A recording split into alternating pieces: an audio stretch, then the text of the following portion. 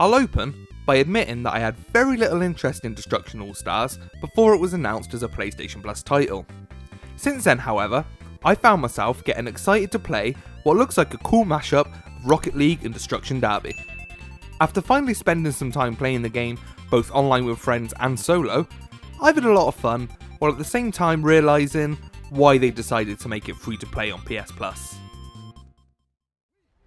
Alright, welcome to the London Thunder Yard. This is Mayhem!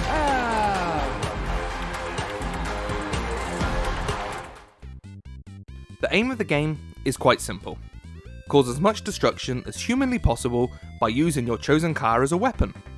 And just like most weapons in other games, you can ditch your weapon for something better by jumping in and out of different cars. It's a unique concept that really excited me while playing for the first couple of hours. Sadly though, the novelty wore off quickly once me and my friends realised that there are only 2 team games to play and only one of them is actually any good. Starting with the fun one, Carnedo is a mode where you gain gears by causing damage to members of the opposite team. The twist is that you can't actually cash in those gears until you wreck your car in the tornado that's in the middle of the arena. This makes for a lot of tense moments, as if your car gets wrecked before you make it to the tornado, you lose all the gears you've gained. Luke and myself would often get into a panic if we had 30 gears stored up and only half our HP remaining, debating whether to risk trying to get to 50 gears or just cashing in before we lost it all. Playing this mode was the most fun I had in Destruction All-Stars by a fair bit and completely overshadowed the other team game, Stockpile. Stockpile has a similar idea to Carnedo, as it's all about grabbing gears and storing them. This time though, you have to get out of your car and stand in point A, B or C to store them and claim that point. Encouraging the player to exit their vehicle and just stand in one spot felt completely counterintuitive to what Destruction All-Stars is all about, and we quickly ditched this mode and went back to Carnedo for the rest of our session. This is my kind of ride. This is what we in the biz call an HVV, high value vehicle. 1 minute remaining. Unfortunately, both these modes are hampered by some dodgy matchmaking, which led us to staring at menus for almost as much time as we were actually playing the game. We'd come across multiple issues, such as being stuck on a Finding Players screen, despite it saying we had 16 out of 16 ready to go. We also encountered a bug, where 2 of us were put into the game, while the third was left stuck on the menu screen.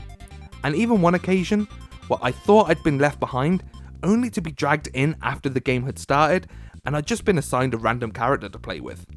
It's worth noting that all this would only occur when playing team games in a party, as playing on my own against others online was always a much smoother experience. I'd still recommend trying to get a party working though, as this game shines when playing with friends, when it works. I left with party. Okay, yeah, I think that worked. Oh wait, no, I'm starting game. I'm in a game too. Oh god damn it! The issues I just mentioned had a frustrating knock-on effect to the actual gameplay as well. Because parties would often be missing a player, it would lead to the remaining players in that party leaving the game just before it starts.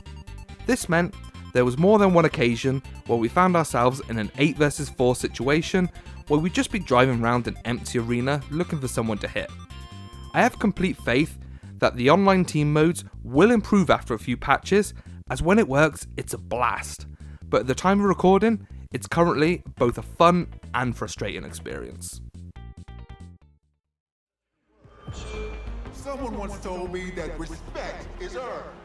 This newcomer had the gall to stand up to me and just gave me one of the toughest matches of my career. Did you see that? Other online modes outside of team games include Mayhem and Gridfall. Mayhem is the most simple mode in the game, where it's just a big free-for-all to see who can cause the most damage in the time provided. It's a lot of fun, but wears thin quite quick. Then there's Gridfall, which is probably the most enjoyable game mode, where you just have to survive as the ground falls away piece by piece, and you must try stay safe while also attempting to plunge other players to their doom. I just wish this mode was also available as a team game I could play with my friends. Moving to the offline portion of the game now, and straight up, I don't have a lot to say here, because quite frankly, there's not a lot to see.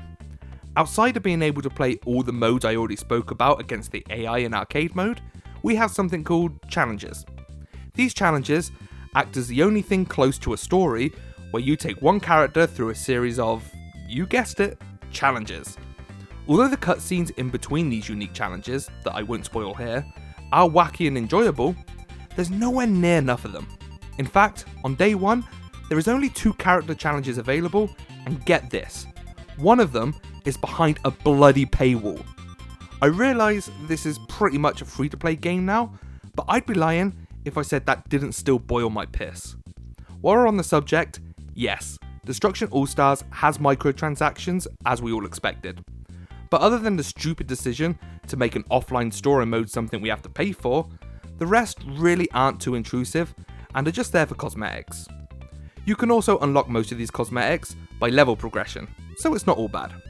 Annoyingly though, these funky paint jobs and outfits are pretty much the only reason to level up. So if you're like me and don't really care about sticking your favourite character in a pink jacket, then you'll find next to no reason to keep playing once your friends log off. I was taught that respect is earned. You want mine? Beat me in the arena, if you Oh, can. you want me to put you back in your lane? Fine. Buckle up, kid. School's in session. The characters themselves are a really enjoyable bunch who each come with their own special vehicle and unique ability. It's also really cool that every one of these guys are available on day one, so you'll never need to worry about a lack of variety when picking your driver. I've already found 3 or 4 who I really like, and I wouldn't be surprised to see the developers add even more of them over time. These larger than life characters are only improved by vibrant and colourful visuals that make Destruction AllStars worthy of being a next-gen exclusive title. The game also makes great use of the PS5's DualSense controller, from the rumble on the accelerator to being able to feel every individual footstep when running about outside of your car. The incredibly fast loading times, when you're not matchmaking, is also a highlight of this being a PS5 exclusive.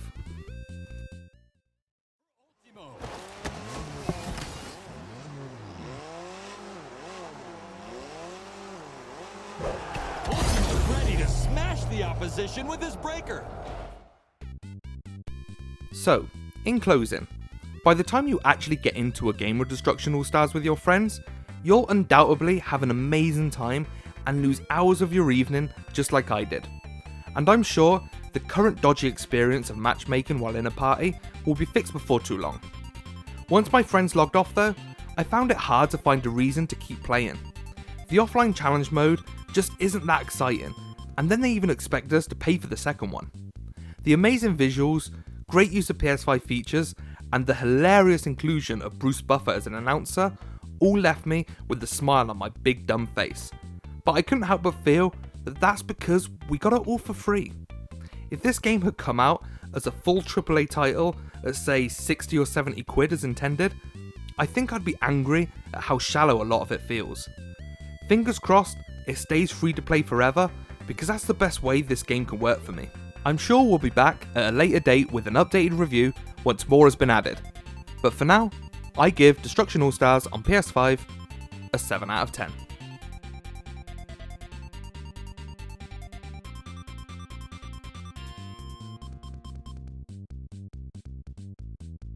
Thank you for watching. Have you been able to play Destruction AllStars yet?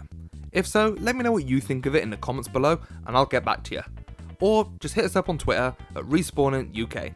You can also find us on all the other social medias by again looking for us at RespawningUK on the likes of Facebook and Instagram. If you've enjoyed this video, make sure you hit that like button and subscribe as well for more videos just like this. And don't forget, for all the latest news and reviews, to check out our website respawning.co.uk. Once again, thanks for watching, I've been Mikey, and I'll catch you next time.